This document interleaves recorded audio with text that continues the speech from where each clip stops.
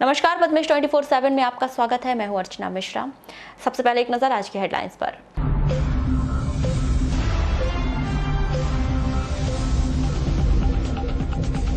चार मई से बालाघाट जिले में खुलेंगी दुकान और बाजार, सोशल डिस्टेंसिंग का करना होगा पालन। मृतक को संदिग्ध मानते हुए भेजे गए जांच सैंपल, परिजनों को अंतिम संस्कार के लिए रिपोर्ट का इंतजार।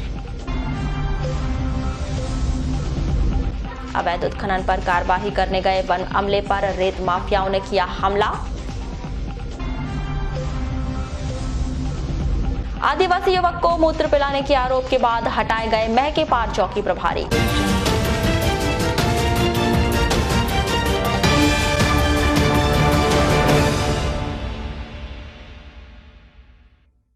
और अब खबरें विस्तार से। लॉकडाउन की वजह से फूलों की खेती से होने वाला लाखों रुपए का मुनाफा पूरी तरह से प्रभावित होता दिखाई दे रहा है।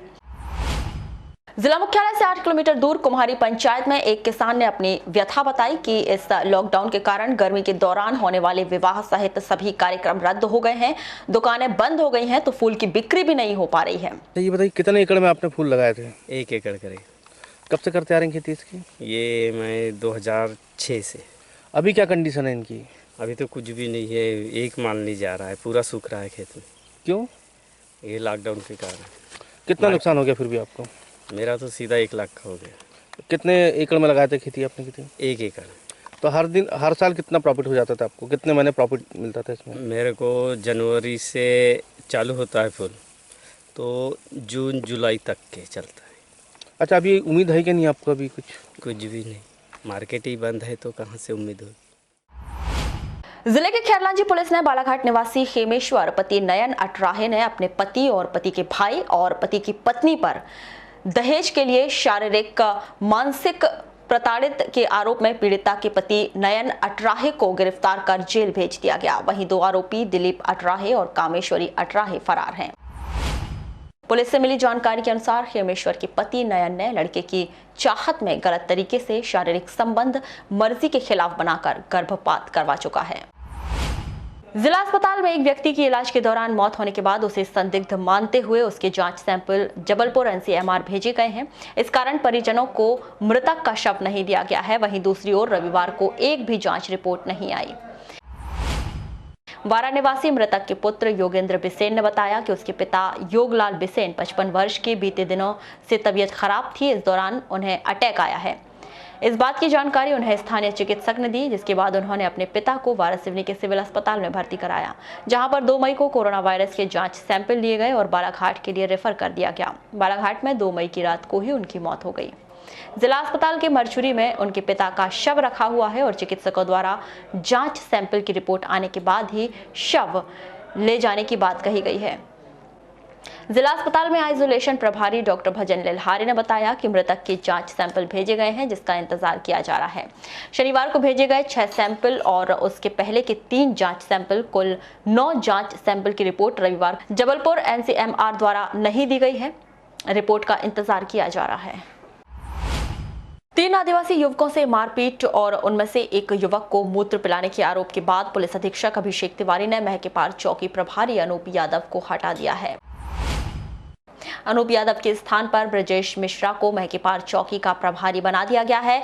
बता दें कि बीते दिनों महके पार चौकी के अंतर्गत एक गांव से 3 युवकों को चोरी के आरोप में चौकी प्रभारी अनूप यादव अपने स्टाफ के साथ चौकी ले गए थे और वहां उनसे मारपीट की। इस दौरान 2 युवकों को छोड़ दिया गया और एक युवक को चौकी पर रखकर मारपीट कर मूत्र पिलाने का आरोप युवक द्वारा लगाया गया था, जिसके बाद लगातार कार्यवाही के लिए आदिवासी समाज की ओर से दबाव बनाया जा रहा था। बरघाट विधायक श्री काकोड़िया भी पीड़ितों से मिलने पहुंचे थे।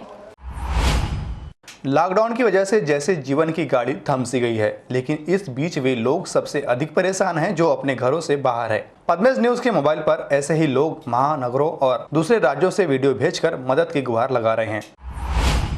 रविवार को कर्नाटक राज्य के चित्रदुर्ग जिले में फंसे हुए जितेंद्र डहरवाल तहसील खैरलांजी, ग्राम मीरकपुर, गौतम डहरवाल तहसील खैरलांजी, गर्रा सहित सिवनी जिले के मजदूरों ने हमें वीडियो भेजकर अपनी परेशानी कुछ इस तरह से बताई। महीने से रुके हुए हैं, हमको घर जाना है, खाने पीने का कुछ नहीं है और बहुत प्रॉब्लम होता, घर की याद आ रही है, पास नहीं मिल रहा है।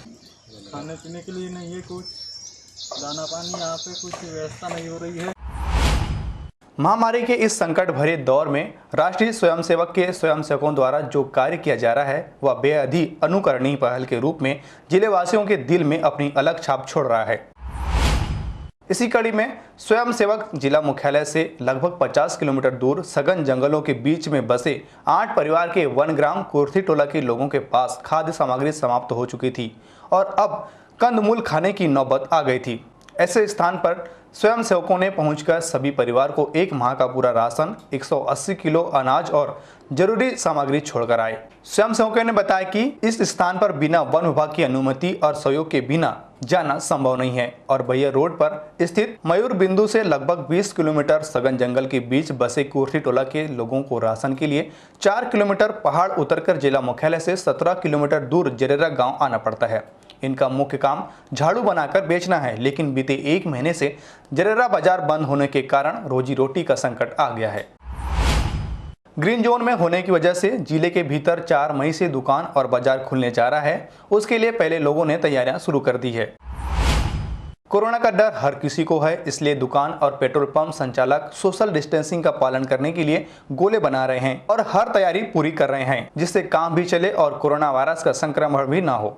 ये साफ सफाई, डिब्बे बनाना, सोशल डिस्टेंसिंग का काम, सैनिटाइज करवाना, उनको कोरोना के बारे में समझाई देना कि थोड़ा दूरी बना के रखे, हमेशा अपने हाथों को सैनिटाइज करते रहे। जैसे कि देखा गया पेट्रोल पंप में लोगों की भीड़ लग जाती है, तो उसके लिए आप किस प्रकार के प्रयास किए जा रहे हैं? उसके लिए थोड़ा दूरी डिस्टेंस बनाने के काम ये डिब्बे बनाए जा रहे हैं ऐसे, ताकि गाड़ियाँ दूर दूर थोड़ा अलग अलग रहे, कम से कम 1 मीटर की दूरी में रहे। ये सोशल डिस्टेंसिंग पालन कर रहे हैं कि दूर रहिए, गोले में रहिए। गोले बनाए गए आपकी तरफ और वही हाथ धो के आइए सैनिटाइजर से और धो लीजिए। पूरा देश बीते 40 दिनों से बंद है। ऐसे सैकड़ों लोग हैं जो काम पर नहीं जा रहे हैं और शायद इस कारण वेतन भी नहीं मिल पा रहा है, और जिन्हें मिल रहा है उन्हें भी अपनी दिनचर्या और खासतौर पर रसोई में बहुत से बदलाव कर दिए हैं। ऐसे ही कुछ महिला वर्ग से हमने चर्चा की तो उन्होंने अपने बजट में बदलाव को जरूरी बताया। इसकी बड़ी वजह पूरे समय घरों पर रहना और सामग्री आसानी से उपलब्ध नहीं होना और स्वास्थ्य का ध्यान रखना बदलाव के मुख्य वजह है। अभी तो हम अपना जो भी मेंटेन कर रहे हैं पहले की अपेक्षा अभी बहुत कम बजट में कर रहे हैं, क्योंकि हमारा जो भी मेंटेनेंस ना हो बच्चों के प्रति या मेरे प्रति, थोड़ा सा उसको रोक कर हम अपने बजट को चला रहे हैं। क्या करती हैं आप? मैं एक टीचर हूँ और हाउस वाइफ भी हूँ। हम अपने खर्चे को किस तरह से मेंटेन कर रहे हैं वो हम ही जानते हैं। हमको किसी भी तरह से किसी भी प्रशासन से या कहीं से भी हमको कोई फ़ायदा नहीं मिल रहा है, ना कोई लाभ हमको मिल रहा है। वहाँ मिडिल क्लास वालों को तो न इधर के हैं न उधर के हैं, वो तो कहीं भी नहीं जा सकते। सब्जी भाजी बेच करके गरीब लोग अपना खर्चा चला ले रहे हैं, बाकी हम लोग कहाँ जाएँ। लॉकडाउन होने की वजह से बजट थोड़ा सा बड़ा है, लेकिन हम उसको अगर दूसरी चीज़ों से कोरिलेट करें, जैसे कि हम लोग पहले बाहर की चीज़ें बहुत ज़्यादा खाते थे, जैसे होटल्स जा रहे हैं, रेस्टोरेंट जा रहे हैं, लेकिन वो सारी चीज़ें अभी स्टॉप हो गई है। अभी हम लोग जितनी भी चीज़ें खा रहे हैं वो घर की होममेड चीज़ें खा रहे हैं, बनी हुई, तो वो चीज़ें हमारे लिए हाइजेनिक भी हैं। हाँ, इससे थोड़ा सा बजट बढ़ जरूर रहा है, वो भी सिर्फ इसलिए क्योंकि ये लॉकडाउन चल रहा है और हम लोग लॉकडाउन का अच्छे तरीके से पालन कर रहे हैं, इस वजह से ये हो रहा है। इस बीमारी से लड़ सकते हैं और अपने घर में रह करके इस बीमारी को फैलने से रोक सकते हैं। प्रभाव तो पड़ा है। अभी क्या होता है कि हम पूरे टाइम 24 घंटे मतलब घर पे ही रहना होता है, तो घर पे रहने की वजह से बहुत सारी चीज़ें घर पे बन रही है। अब जब घर पे रहते हैं तो बहुत सारी चीज़ें घर पे बनना स्वाभाविक सी बात है, उस वजह से घर में थोड़ा सा बजट तो बड़ा है। कुछ गृहिणियां बताती है कि लॉकडाउन की वजह से तो पूरा का पूरा बजट ही गड़बड़ा गया है और काम बंद हो चुके हैं और सारे लोग घरों पर हैं और खर्चे कम नहीं हो रहे हैं। अब तो पूरी बेकार हो गई है। कैसे बेकार? क्योंकि पूरा परिवार घर पे रहता है। 2 महीना 3 महीना हो गया, राशन मिला था, राशन थोड़ी खाएंगे, सब्जी भाजी भी लगता है, तेल फूल, बच्चों को बुखार हुआ, हाथ हुआ, पैर हुआ, ये सब तो जरूर भी है, क्योंकि काम धंधे में जाएंगे, पैसे आएंगे तब तो राशन पानी भी खाएंगे। अब पूरा परिवार को, बच्चे दिन भर खाते रहते हैं खाना, तो ऐसा माना जा सकता है कि लॉकडाउन लगने के कारण पूरा बजट बिगड़ा हुआ है। हाँ। लॉकडाउन लगने के पहले क्या स्थिति थी और वर्तमान में क्या स्थिति है? अब पहले तो चलता ही था, मतलब उतना बच्चों की पढ़ाई लिखाई, अभी अच्छा है कि अभी मतलब छुट्टी लग गई तो दिक्कत नहीं जा रही है, मान लो फिर स्कूल रहते बहुत परेशानी जाती। फिर अभी तो कमाने वाले कितने हैं? 1 जन। और परिवार? 5 लोग। 5 लोग का परिवार है। खाने वाले 5 लोग हैं। अभी फिलहाल सभी लोग घर पे रहते हैं? पूरे पूरे घर पे ही है अभी। वैश्विक महामारी कोरोना के चलते देश भर में 17 मई तक लॉकडाउन बढ़ा दिया गया है, जिसके कारण जिले के काफी छात्र विभिन्न राज्यों में फंसे हुए हैं और उन्हें काफी दिक्कतों का सामना करना पड़ रहा है। हरियाणा के मानेसर में फंसे छात्रों ने वीडियो जारी कर प्रशासन से मदद मांगी है। आपको बताएं कि जिले से ITI के करीब 30 छात्र मारुति सुजुकी कंपनी के तहत प्रशिक्षण प्राप्त करने हरियाणा गए हुए थे, लेकिन लॉकडाउन के कारण वे हरियाणा में ही फंसे हुए हैं और उन्हें जिला प्रशासन से मांग की है कि उन्हें बालाघाट लाने की उचित व्यवस्था की जाए। मध्य प्रदेश शासन से अनुरोध है कि हम पिछले 1 महीने से, जब से लॉकडाउन चालू हुआ है, तब से हम लोग यहाँ पर गुड़गांव हरियाणा में फंसे हुए हैं और मध्य प्रदेश शासन ने जितने भी नंबर, हेल्पलाइन नंबर और जारी किया, उनमें कोई भी नंबर नहीं लग रहा है। हमको यहाँ से निकालने के लिए प्रशासन से अनुरोध है कि जल्द से जल्द यहाँ निकालने के लिए कोई प्लान बनाए या फिर गाड़ी या बस कुछ भी भेजे, क्योंकि हम लोग बहुत परेशानी में यहाँ पे।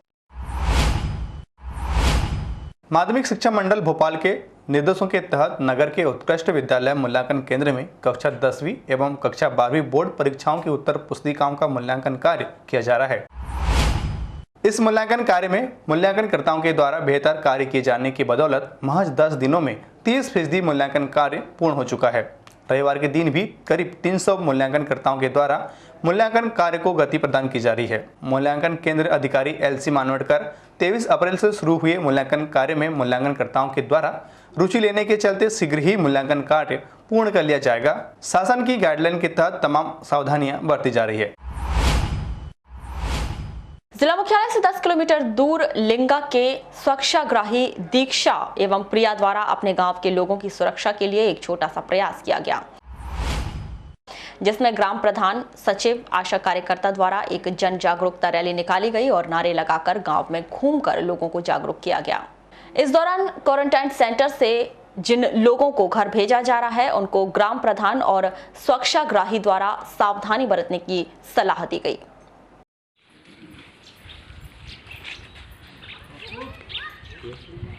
कोरोना को जड़ से हराना है, कोरोना के खिलाफ है लड़ाई, कोरोना के खिलाफ है लड़ाई, करे शौचालय की सफाई, करे शौचालय की सफाई, अपनी सुरक्षा अपने हाथ, अपनी सुरक्षा अपने हाथ, लाख टके की है यह बात, लाख टके की है यह बात। सुनो बहाना। कोरोना वायरस महामारी का प्रकोप देश में निरंतर बढ़ते जा रहा है, जिससे बचाव के लिए सरकार द्वारा लॉकडाउन घोषित किए जाने से जिले के हजारों मजदूर दूसरे प्रदेशों में फंसे हुए हैं। इसी कड़ी में गुजरात राज्य के सूरत जिले में फंसे मजदूरों के द्वारा निरंतर पद्मेश की टीम से संपर्क कर वीडियो के माध्यम से शासन प्रशासन से अपने घर वापसी की गुहार लगाई जा रही थी, जिन्हें शासन प्रशासन से कोई मदद नहीं मिल पाई और अंततः मजबूरीवश मजदूर अपने खर्च पर बस के माध्यम से अपने घर लौट आए हैं।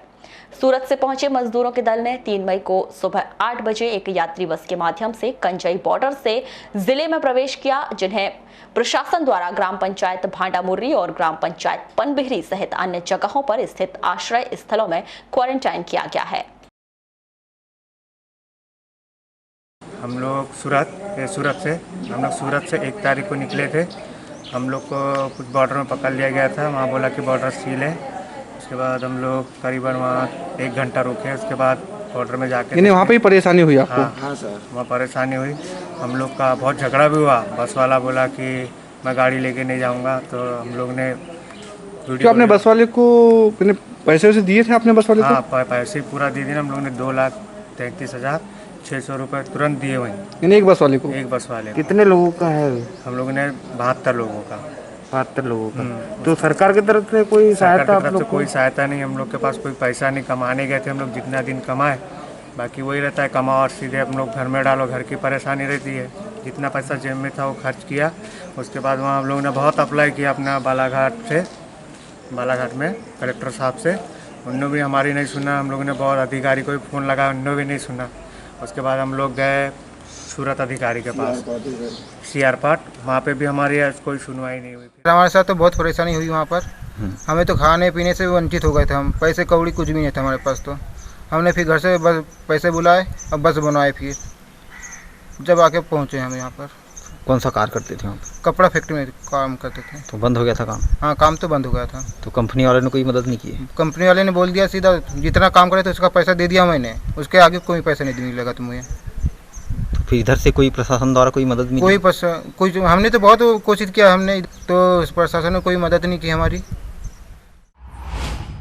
बालाघाट जिले में एक भी कोरोना पॉजिटिव केस नहीं होने के कारण इसे ग्रीन जोन में रखा गया है। भारत सरकार, गृह मंत्रालय, नई दिल्ली के आदेशानुसार 17 मई तक के लिए घोषित लॉकडाउन में 4 मई से बालाघाट जिले में लागू करने के लिए कलेक्टर और जिला दंडाधिकारी दीपक आर्य ने निर्देश जारी किए हैं। जारी किए गए निर्देशों के अनुसार जिले में सभी शैक्षणिक संस्थान, धार्मिक और पूजा स्थल बंद रहेंगे। सामाजिक, राजनीतिक, सांस्कृतिक, धार्मिक उत्सव प्रतिबंधित रहेंगे। विवाह कार्यक्रम के लिए अनुमति लेना होगा।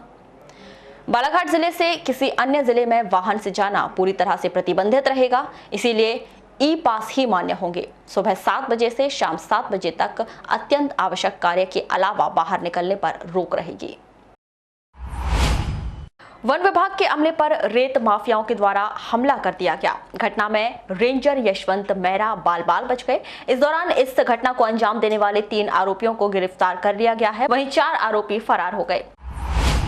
रेंजर यशपाल मेहरा ने बताया कि उन्हें मुखबिर से सूचना मिली थी कि गजपुर चनई नदी में रेत का अवैध उत्खनन धड़ल्ले से चल रहा है।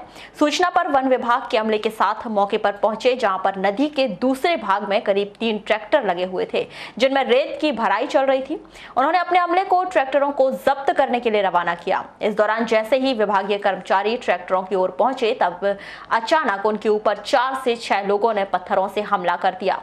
इस दौरान 4 आरोपी योगेश मानकर, विजय टेकाम, रोहित मानकर, यादवराव मासुरकर सभी निवासी कलगांव को अभिरक्षा में लिया गया है और बाकी आरोपी की तलाश की जा रही है। फिर की सूचना पर हमारा पूरा स्टाफ जो है मौके पर गया है और ये गजपुर की घटना है। मैं स्वयं अपने अमले के साथ में, तो मैंने स्टाफ को निर्देशन दिया कि तुम जल्दी से जाके जो है अवैध रूप से जहाँ रेत उत्खनन हो रहा था उस स्थल पर हमको जो है गाड़ी जाके पकड़ना था। वो ट्रैक्टर हो सकता है, ट्रक हो सकता है, जो भी था, हमको तो मालूम नहीं था। मैं बैठा रहा गाड़ी में। फिर यहाँ से काउंटर अटैक में जो मैंने देखा अंधेरे में, लगभग 2 से 3 लड़के थे। उन्होंने पत्थरों से जो है मेरी गाड़ी पे वो किया और मतलब हमला किया और मेरे सिर में और मेरे हाथ में और मेरी वर्दी में पूरी तरीके से ब्लड लग गया। क्योंकि मैं, ये तो अच्छी बात है कि मैं ड्राइवर सीट पे नहीं बैठा था, ड्राइवर की नॉन सीट पर बैठा था, इसलिए मैं बच गया। 3 से 4 लोगों ने मेरे ऊपर हमला किया था। क्योंकि मैं अकेला था और चाहता तो मैं मतलब फायर भी कर सकता था, शूट आउट भी कर सकता था, परंतु परिस्थितियों को देखते हुए मैंने अपने आप को संभाल के रखा। मेरे स्टाफ। तो ये थी अभी तक की खास खबरें। अगले न्यूज बुलेटिन के साथ फिर मुलाकात होगी, तब तक के लिए नमस्कार।